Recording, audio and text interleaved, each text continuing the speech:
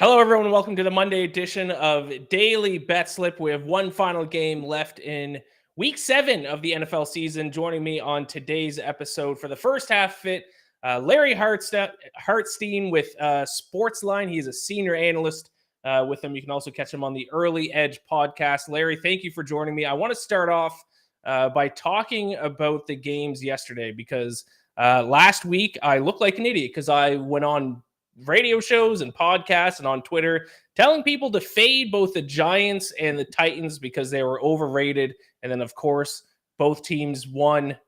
In the Titans case, they covered as well. So I want to ask you, Larry, are the Titans and Giants actually good? Am I wrong here? Because they keep proving me wrong week after week. I was right there with you, Ian, especially in terms of fading the Giants in that spot against the Jaguars, whose metrics, are off the chart and very impressive. And the Jaguars did what they wanted. I mean, they marched up and down the field. Etienne fumbles the ball. I believe it was at the 5-yard line, 4th and inches. They go for it instead of kicking a field goal to go up 7. Then, of course, they end up 1 yard short of winning the game. They wouldn't have covered. I think the Giants, though, of those 3 teams that you have up on the screen, Giants, Jets, and Titans, I think they have the best prognosis the rest of the way. I mean, the entered yesterday as the worst team in the NFL in net yards per play. And yesterday they only averaged 4.5 yards a play. Now, Matt Ryan was very generous, and now he's not even going to be starting for the Colts anymore. But the Titans, to me, are the luckiest of these 3. And the Jets, without Breece Hall, all of a sudden become a very different team. Zach was not is very, very bad under pressure without Breece Hall. I think that offense is in trouble. And I just think the Giants, the coaching, the play calling, I was on them many times early in the season. Yesterday, I thought it was going to end. And, Brian Daboll and Daniel Jones proved me wrong. Yeah, I will say just from a fan perspective, if you're just watching it as a fan, I tip my cap to them and say, yeah, good for them for being 5-1, or in the Titans case, what are they, 4-2 now? But I don't know if I can get behind them from a sports betting standpoint, because I got to look at the numbers, and the numbers are telling me that they don't deserve to have this record. I will say one thing about the Jets, and you mentioned their 2 injuries on offense now is going to hurt them, but the Jets defense statistically has been very good through the first few weeks. So I will give credit to the Jets. The Giants and Titans, though, I think I'm just going to continue to bet against them, and they might just keep losing me money. Yeah, and Ian, the money has come in on the Texans hosting the Titans, getting 3 all the way down to 3. So the money is coming in on Houston. There's reports that Tannehill is hurt. And interesting because I backed the Texans yesterday. We were in position to cover that late. Of course, we don't. But it's interesting that people are still willing to back Houston in this spot. Yeah, I've already locked my Houston bet up for this week, so we'll see how that goes. Let's talk about some teams that the opposite side of things, teams that we thought we were going to be good, but now have disappointed week after week, and that is the Green Bay Packers and the Tampa Bay Buccaneers. The past couple of weeks, we've looked at these games and we're like, okay, now is the bounce back spot for them, especially the Buccaneers. 13.5 point favorites against the Panthers, I think it closed at. Lose outright. Are either of these teams good? Are they still contenders, or are they just on a bad stretch, or are they just straight up bad teams at this point? I think with the Bucs, they're contenders to make the playoffs just because of how bad the division is. If you don't want to take the Bucs to win the division, are you going to make a case for the Falcons? Are you going to make a case for the Panthers, who are selling off everyone? Even though it was very impressive what he did yesterday, and how PJ Walker played unbelievably yesterday.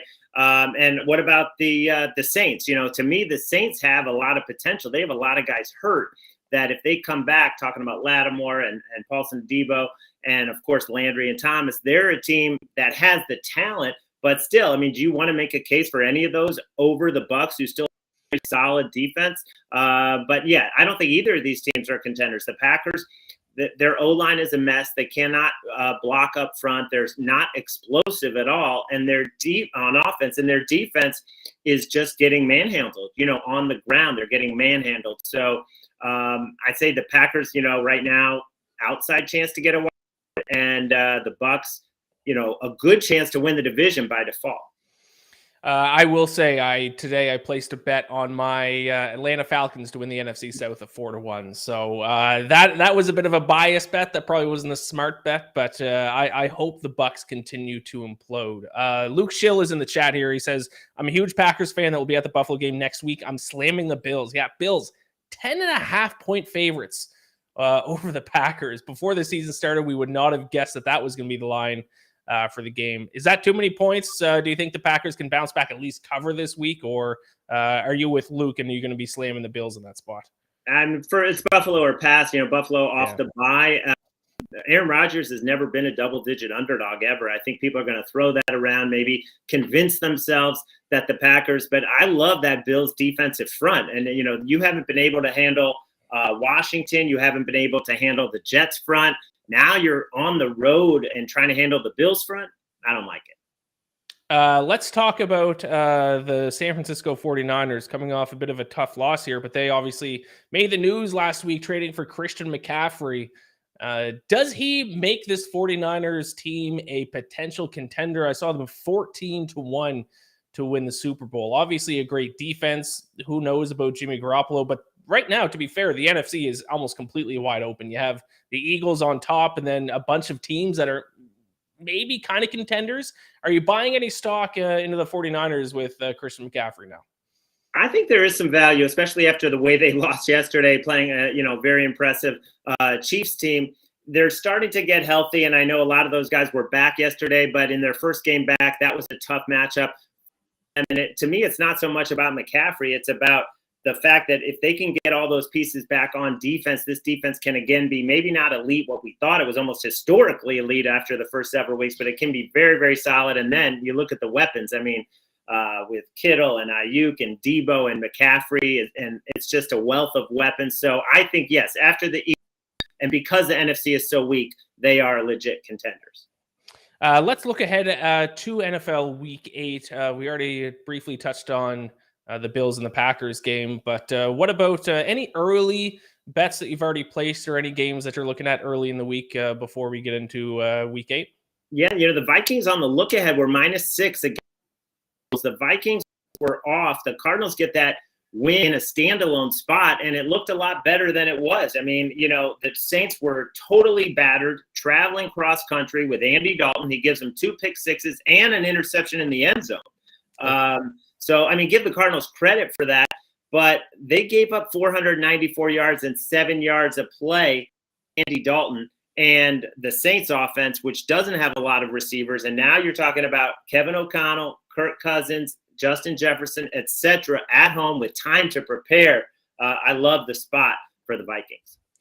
Yeah, I was telling you before we went live about how rough of a week I had and how it just seemed like everything that could have gone wrong went wrong. One of those was the Saints. Andy Dalton, back-to-back pick sixes and that interception in the end zone, like you mentioned. 17 points right there because the interception in the end zone, that was third down. So let's say they kick a field goal there.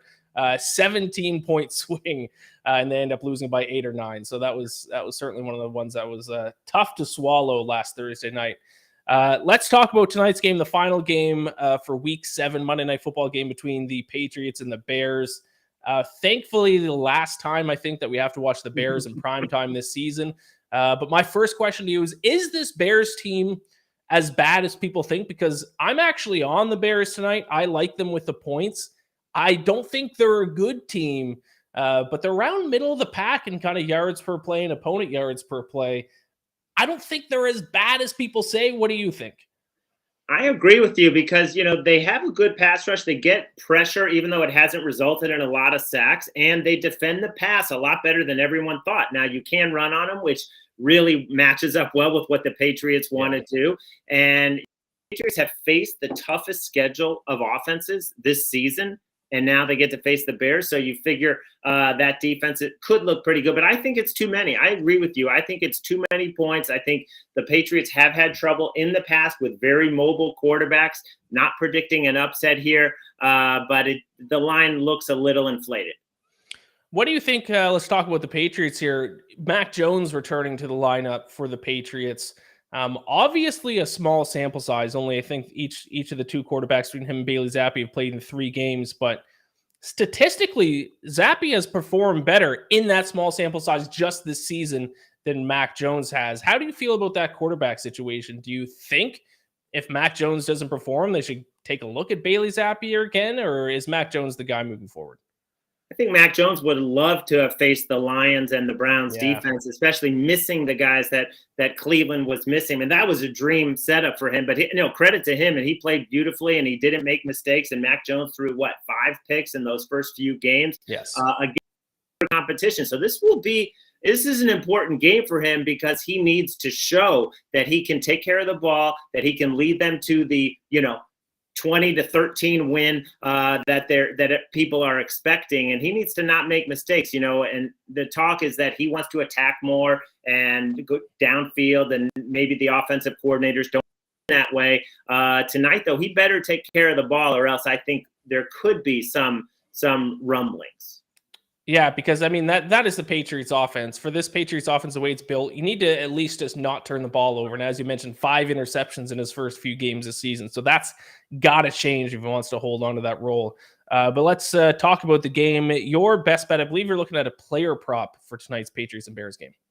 Yeah, I like David Montgomery to go over 11.5 receiving. This was 10.5 yesterday. Now I'm even seeing some 12.5s. People seem to be jumping on this train. It's not like he's a great receiving back or anything, but he is the preferred target out of the backfield. Khalil Herbert probably should get more carries. I mean, is so explosive and has been much more efficient on a per play basis. But when Montgomery is healthy, he's played 4 full games. He's gone over this number every single time, including a game he had over 60 receiving yards against the Vikings. The Patriots give up 40 receiving yards per game. Even if we just get half of that, there really aren't any other Bears running backs to take receiving yards. So I'm hoping Justin Fields, who will definitely be under some pressure, instead of scrambling every time, just dumps it off a couple of times to Montgomery like he has every single game, and we cash over 11.5. Yeah, I love it. I love anything over on the running backs tonight. I think this is going to be a big game for running backs for both teams, I think. Perfect. Thank you so much, Larry, for joining me today. Let the people know the best place to find your work.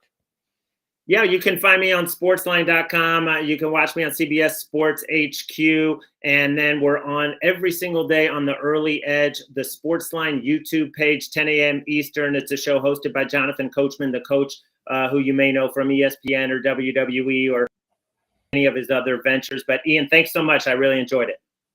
Thanks so much. Take care. Good luck with your bets tonight. And make sure to follow him at Larry Hartstein. Thank you so much. Up next, Peter Dewey will be joining me. We'll be giving out our best bets for tonight, not only in the NFL, but we're going to talk some NHL. Peter's got his NBA picks, so don't go anywhere. And also community picks, as always. There he is, Peter Dewey. Still has the Yankees banner on behind him. A little bit of a brave move to do that. You got swept by the Houston Astros. They did get swept. The sign is how I feel right now. The sign says the Knicks are all I have. The Knicks are all I have. That's a sad statement. It is it's a true and sad statement, though. And you were there last night to watch the Yankees. I was gonna go so I could drink the tears of Yankees fans, but I decided to save the money. Although tickets were pretty cheap last night. I was looking at them in the afternoon. Not a great showing for the Yankees. Not a great showing for their fans. No, I mean, what's up, Luke? What's going on, man? I mean, it's just I'm just. Yesterday was just like I'm happy I went to the game. I wasn't gonna pass up an opportunity to go to the game, but it was like being at your own funeral, dude. I mean, they go up 5-4, and you're like, oh man, we got it. Routine, tailor-made double play. And only the Yankees don't even get a single out on it. And then the next 2 at-bats, it's game over. They're down by 1. It's just so bad, man. I'm honestly kind of happy the Yankee season over because I knew they weren't going to win the World Series, and it was just like waiting for them to inevitably lose. And so it's over with. I don't have to deal with it now. There you go. I mean, yeah, you had to take advantage of the chance to get to see Aaron Judge in his last game as a Yankee. Might be his last game, dude. That's the sad part. All right. I had to, chirp you a little bit about the Yankees, but you're right. I mean, my Blue Jays lost 2-0 to the Mariners in the wild card round, so I can't really say too much about it, unfortunately. But we got community picks we got to get to, and then we're going to give out our best bets for tonight. So why don't we dive into the community picks? I think we got a little bit of everything here tonight. So let's start off with Adam Lewis at @A_Lou91. Mac Jones under 215.5 passing yards. I don't mind that at all. As kind of talked about that with Larry, is the Bears can kind of stop the pass, not great against the run. I think we're going to see both offenses rely on the run game tonight. So I like the under 215.5 passing yards. Also, maybe they're going to kind of ease Mac Jones back into action after his injury. Any thoughts on that one, Peter? Yeah, I'm very intrigued to see how they use Mac tonight, because I think the big reason he threw 5 interceptions those first 3 games of the year, it seemed like he was taking a lot of like shots that were unnecessary in those games. Specifically like jump balls to Devontae Parker. So I wonder if they try and it looked like the game plan was a little bit different with Zappy under center the last 2 weeks. So I wonder if they kind of just roll with that game plan, give him some easier throws. But yeah, I also like the under. I think the Bears at this point right now have allowed the least amount of passing yards in the NFL. So don't mind taking the under here. All right. I love it. Let's go to let's do this. And then I see Luke Schill. I see your pick in the chat there. I'll get to that after this one. The Bears from Michael Kelly at Michael_Kelly. Yes, I'm on the Bears also. I got them at +8, as I kind of mentioned with Larry. I think they're not good. I don't think they're kind of as bad as a lot of people like to joke about the Bears. I think they can run the ball successfully against this Patriots defense as well. Patriots, I think, 22nd in opponent yards per carry heading into this week. Also, I actually think Bailey Zappe's better than Mac Jones. At least those are the numbers that we're seeing. He leads in almost every single statistic. Small sample size, and as Larry brought up, he played against some weaker defenses than Mac Jones had to. But I like this bet more with Mac Jones under center than I do with Zappe. So, I'm with Michael Kelly. I like the Bears. If I was going to bet on a side in this game, I'd probably take the Bears just because there's a lot of points and the total's 40.5. Like it just, I don't know. I don't see the Patriots like going crazy on offense. They really haven't all season long, especially with Mac under center. So 8.5 is a lot of points, and the Bears can run the ball. Like it is gonna take some pressure off of Justin Fields. The last thing they want to do is like be in a game where Justin Fields has to throw the ball. So I'd assume they're going to try and slow things down, kind of make this a slugfest. That's what I'm hoping for. Luke says Hunter Henry under 29.5 receiving yards tonight. Any specific reason? That's a very specific player, I feel like, to target with Hunter Henry. Let me quickly look up some Hunter Henry stats here for you. I do have a player prop I'm going to give out later. It's actually an over for a Patriots receiver, but it is not Hunter Henry. Remember when Hunter Henry first came in the league? Like he was going to be like the next big thing. It was him and Antonio Gates, man. They were like, he's the next Antonio Gates, and just Hunter Henry has only surpassed his total in his last 2 games, but his first 4 games he had 20 yards, 0 yards, 8 yards, and 13 yards. Interesting. So only averaging 26 yards per game this season. That's less than his total for tonight. And maybe if you look at the first few games, that was Mac Jones throwing him the ball. He seemed to get thrown the ball more with Bailey Zappi at quarterback. So maybe that's part of it as well. So there you go. Hunter Henry under 29.5 receiving yards from Luke Schill. I like it. Let's move on to the next community pick that was sent in through Twitter today. Louis Martinez at Louis M1324. Houston Rockets 0-3 +110 against the 3-0 Jazz. Do it. Peter, I got a question for you. What is happening in Utah? Yeah, man, they're playing hard. Got to give Will Hardy a lot of credit. Their new head coach. I love the windy reference, but they're shooting the ball extremely well right now. They're making over 40% of their threes, and they're taking one of the highest numbers of threes. So cool off. I don't mind Houston here because obviously they have a good offense. My issue with Houston, it's been the last 2 years, they don't really defend anybody. So if Utah does stay hot, like it's such a small sample size early in the season, like if Utah does stay hot shooting the ball, like I just don't think the Rockets have any interest in playing defense. They're such a young basketball team. +1, I almost wish you were getting more on it because I think these teams are pretty even. But Utah's obviously looked a lot better, but so you're kind of still getting the same line as if it was the season opener, basically.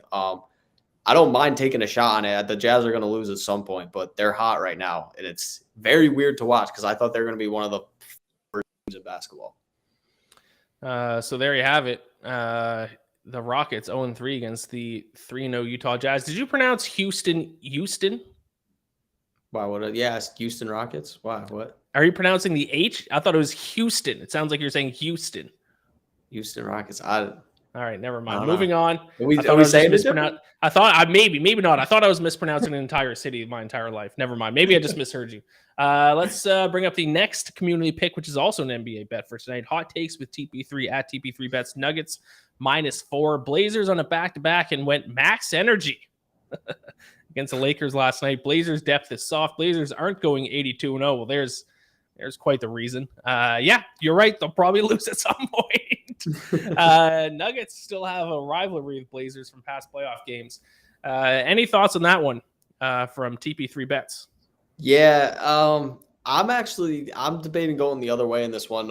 Earlier today, I was debating the Blazers at +5. I ended up writing up a Damian Lillard prop for our preview in that game, but I actually kind of like the Blazers here. Denver to start the season has not looked good defensively. They beat the Thunder by 5. They did beat the Warriors by 5, so I do have to give them that. But they got blown out by the Jazz, and they only beat OKC by 5. Now they're facing a Blazers team. I know they're on a back-to-back. Portland's 3-0. They've been battle-tested early this year. They played a scrappy Kings team, then they beat the Suns, and then they came back. They beat the Lakers on the road in a comeback win yesterday. I don't think Portland should be getting 4 or 5 points at home against the Denver team. Until Jamal Murray gets 15, 20 games under him, we just don't really know what Denver's going to look like. I think long-term, I'm very high on the Nuggets, but Jamal Murray has looked shaky early in the season just because he hasn't played basketball in a year and a half. So in a regular season game. So I don't know if I love the Nuggets laying that many points on the road, just given how they've played to start the season. But the Blazers aren't going to go 82-0. So he is right about that. So you don't agree. So you were on the Blazers. No, yeah. If I was going to take, I didn't end up betting this game, but if I was going to, I'd probably bet the Blazers. Blazers aren't going 82-0 though. You have to think about that. Yeah, that's fair. I mean, they don't have to win this game though to cover. That's the thing. They're 4 or 5 point underdogs depending on where you're looking. So that's true. They just got to keep it close. All right, I think we have one more bet for tonight, community pick, and I believe it is a player prop for tonight from Sean Mitchelson at @SoxFan24. Justin Fields over 41.5 rushing yards. He has went over this number in 4 straight, averaging 58.5 yards and 8.75 rushes per game in that span. New England defense has only faced one running quarterback this year, and that was Lamar, who ran for 107. Give me the over, says Sean Mitchelson. Thoughts? I like that one. I like that one a lot. I also just think the Bears' best, their best offense is to just get Fields or one of these running backs in space and don't let him throw the ball down the field. Because if he throws the ball down the field, I feel like bad things are going to happen. Correct. Now, I don't believe you are. I think your 3 picks that you have for the show are all NBA picks. So if you were going to go with an NFL, what would be your NFL? What's your NFL lean? Yeah, I was leaning. I didn't end up putting it in the show because I don't know if I'm actually going to bet, but I'm leaning Tyquan Thornton anytime touchdown. It's plus 290, plus 300. Yeah. Obviously, he had 2 scores last week. He saw 8 opportunities. He had 5 targets, 3 rushes. Nelson Aguilar questionable play. He has turf toe. I think Tyquan Thornton, he percent of the snaps last week. I think that number could jump again. Don't really know what he's going to look like with Mac Jones. I know Mac Jones, I've seen from Patriots fans on Twitter, he loves Jacoby Myers, but Jacoby Myers is also raised for not scoring touchdowns. So if somebody's going to score in the red zone, I think they like Tyquan Thornton just getting the ball in his hands. He's extremely quick. So I think this is decent value, especially since he scored twice last week. Luke Shale says Ryan Griffin anytime touchdown, 25-1 at FanDuel Sportsbook. Ooh. Bears tight end, yeah. Giving out a long shot there at 25-1. I like it. I've already talked about how my best bet for the game is Bears +8, but I have a player prop that I'm going to give out now. And it's very straightforward. And this is Jacoby Myers over 51.5 receiving yards. He surpasses total in all 4 games that he's played in.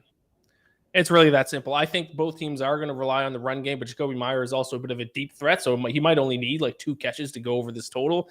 And like I said, he's gone over this total every single game he's played in the season. Why would you not just take it over again? So Yeah, pretty straightforward. Jacoby Myers over 51.5 receiving yards. I gave out another prop bet this morning, which is Ramondre Stevenson over his rushing yards total because the Bears can't stop the run. So I know both those picks go against my Bears bet. But I mean, the Bears spread is +8. So Patriots can still win. Just keep it within a touchdown would be nice. Luke Shield says, this dude in my work is all fired up about a Ryan Griffin touchdown tonight. I love it. It's just crazy enough to work. Well, that's it. I'm in. I'm locking it in now.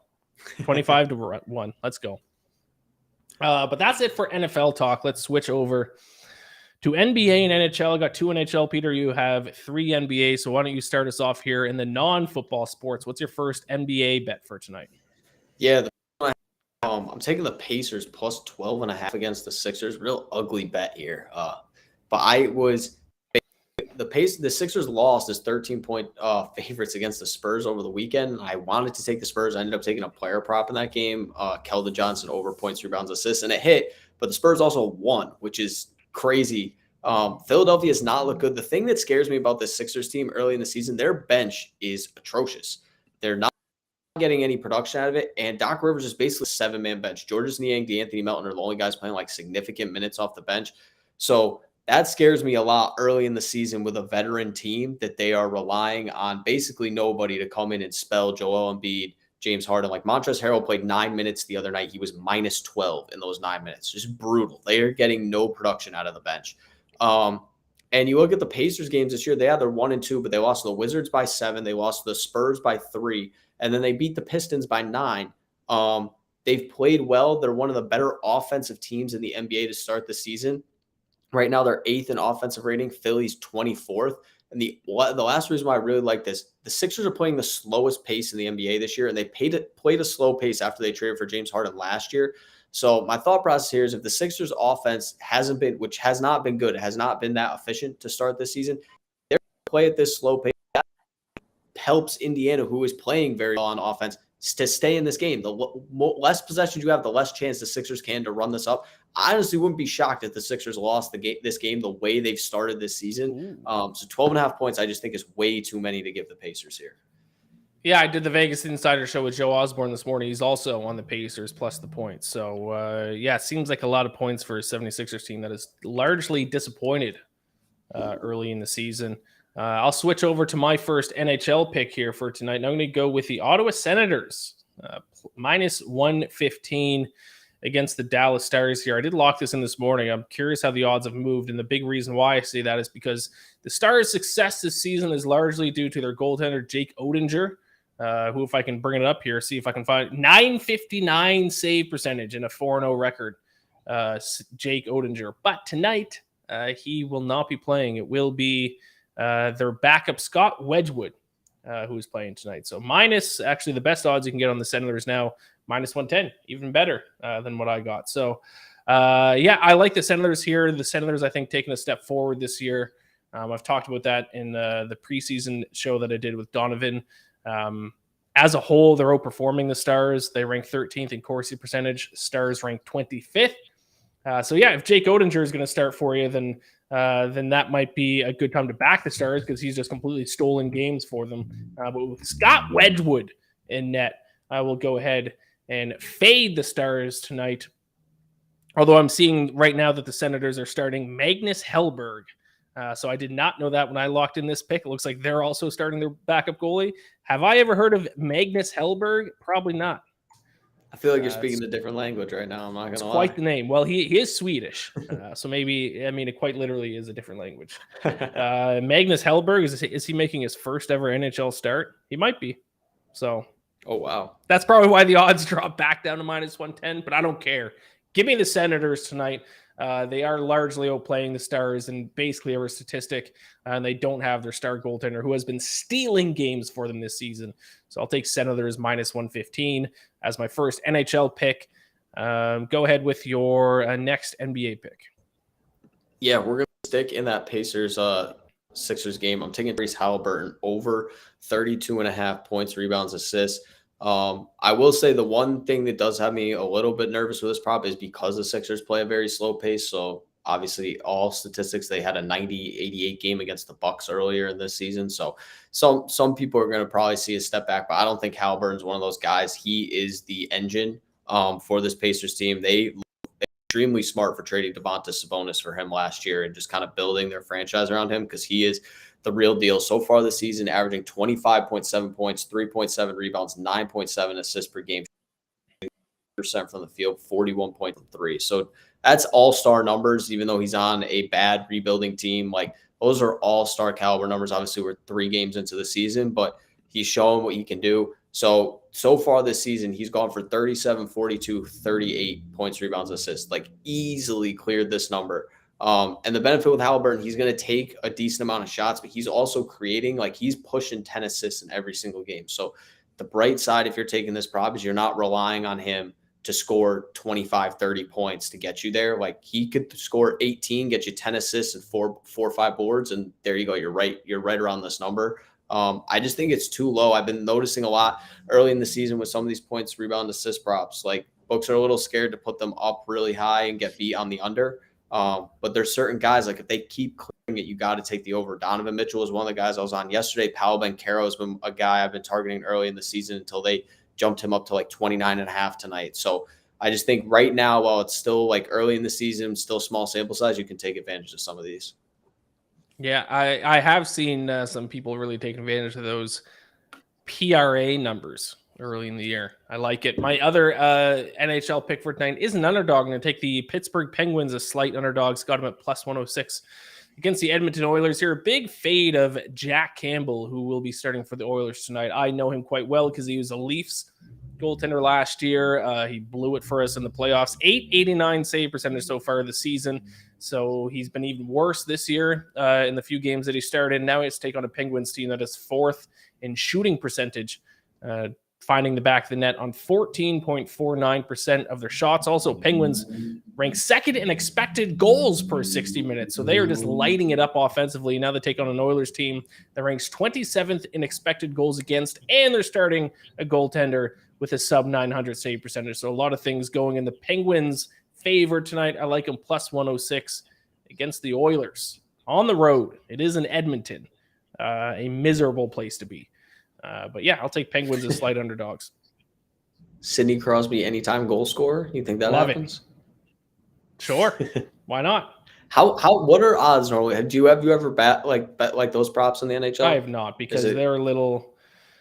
If I were to go prop bets, and I might dabble into them a little bit in NHL later, I think the way to do it is over under shots. Because goals is a little bit tough. Because, I mean, a goalie just stands on his head, then you're screwed. So, for example, Sidney Crosby plus 154 tonight. So it's almost always plus money. But the best player on a team will usually be about plus 150. Connor McDavid plus 112 to score a goal tonight. Wow. But he is the best player in the NHL, some would say. So there you have it. Peter, your lock of the night is Sidney Crosby to score a goal plus 154. Lock it in. That's your lock. That's your max whale play lock of the millennium. But you do have one more NBA bet. Yeah, it's a collab bet. That's right. It's our collab bet. Sidney Crosby to score tonight. You do have one more NBA pick, though, I believe. So hit us with that. Yeah, we got a birthday prop tonight. Jaylen Brown. It's his birthday. So I'm taking him over 22.5 points, and it's just because it's his birthday. No, there's a bunch of reasons why I'm taking him over 20. The birthday, we always get, guys want to show out on their birthday. That's a professional sports. But for real, Jaylen Brown, I think this number, it's dropped after the first 2 games of the season, and it's 4 for 16 against the Orlando Magic. I think this is a huge overreaction to a guy who's getting a ton of usage and a ton of shots in a good offense on a good team. Jaylen Brown, you look at him so far this season, he had 35 and 28 the first 2 games of the season, taking 58 shots in 3 games. So he's taking almost 20 shots a game to start the season. Jason Tatum's points prop, the 2 of them have been very even kind of in the scoring production over the course of their careers. Jason Tatum's points prop is at 26.5 in this game. So I like the fact that you're getting 4 less points on Jaylen Brown. And he's going to get plenty of shots in this offense. Like, you'll notice sometimes when the Celtics, if they're trying to get one of these guys going, they will feed them in the first quarter. Who knows? Maybe that's Jaylen Brown's side. But either way, he's taking double-digit shots, probably taking over 15 shots. Hasn't gone below that all season long. Chicago also gave up 128 points to the Cavs in their last game, by far the best offense they probably faced so far this season. And Cleveland kind of ran right through them. So I wouldn't be surprised if the Celtics are able to kind of push this game up. And then also Zach LaVine and DeMar DeRozan both being healthy for the Bulls, I think we get a little back and forth where this is like an offensive type of game. If LaVine had been out to start the season, if that was the case, I think the Bulls would try and slow things down, but they have no reason to with these guys healthy. So I think if it ends up being a high-scoring game, Jaylen Brown easily clears this number, but either way, he's going to see the volume to come close to it. There you have it. Yet another player prop, Jaylen Brown, over 22.5 points. So with that, that is all of our best bets for tonight. Let's bring up the recap graphic in case you missed the first few. For tonight, I'm on the Ottawa Senators -115 against the Dallas Stars, the Pittsburgh Penguins +106 against the Edmonton Oilers. Also a little player prop for Monday Night Football, like Jacoby Myers. Over 51.5 receiving yards. Peter, in the NBA, you were on Pacers +12.5. Over 32.5 points, rebounds, and assists for Tyrese Halliburton. And also over 22.5 points for birthday boy Jaylen Brown. That leaves us with the final thing we need to wrap up on the show, and that is the community pick for tonight's Monday Night Football game. And this is a rare occasion where not only is the community on a total, but the community pick for tonight is the under. 40.5. It's not often we get the community to bet on a total. It's even more rare for them to bet on an under. I can think of only like 2 other shows that the community is on an under in a game of the night. Thoughts on the under tonight? I don't mind it. I mean, the Bears offense stinks. I feel like we've seen a ton of primetime unders too this year. I know Thursday night football this week. Primetime unders and unders in general have been, and I tried to fade that trend this past weekend, and it really bit me in the butt. But yeah, a lot of unders this year. Yeah, because I know Thursday night football went over, but then Sunday night football definitely went under last night. So I know I was on the over. No, it looked like it was well on its way at halftime. Started a total of 0 points in the second half. Yeah, this game is just like anytime we've watched the Bears. I have only watched the Bears this year when they're in prime time, and man, is it miserable. Like, so happy the Knicks are on tonight, so I don't have to subject myself to that. Yeah, this is thankfully the last time the Bears will be playing in primetime this season, but I think this is the start of a run. I think the Patriots played in primetime like 6 or 7 times this year. It's insane. I think it's like 3 or 4 weeks in a row too. So, but thankfully no more Bears games in primetime after tonight. But that's our show. Poll result is the under 40.5. So good luck to the BetSided community with that. I'm not on the total. So, hey, if the under hits, it's probably going to bode well for my Bears +8.5 or +8 or +8.5. I forget what I have it at, but probably bode well for that. That's it for our show today. Tomorrow, the early read will be going live at 1 p.m. Eastern. Reed Wallach, our very own Reed Wallach, our college football expert, will be breaking down the college football week 9 slate. So be sure to tune in for that. And then tomorrow, myself and Reed will be back for daily Betslip, talking, I'm sure, NBA, talking probably just NBA and NHL, because has Maction started yet? Don't think so. I think we've got another week until Maction. So I think tomorrow night, it's just NBA and NHL. So we'll be talking about that and maybe give a little look ahead to the NFL Week 8 slate. But there you have it, Peter. That is the show. Any final thoughts? No, collab bet Sidney Crosby. Score a goal tonight. Collab bet Sidney Crosby. Locking it in right now. +154 to score tonight. I love it. Thank you so much for watching. Gamble or bless. We'll talk to you tomorrow.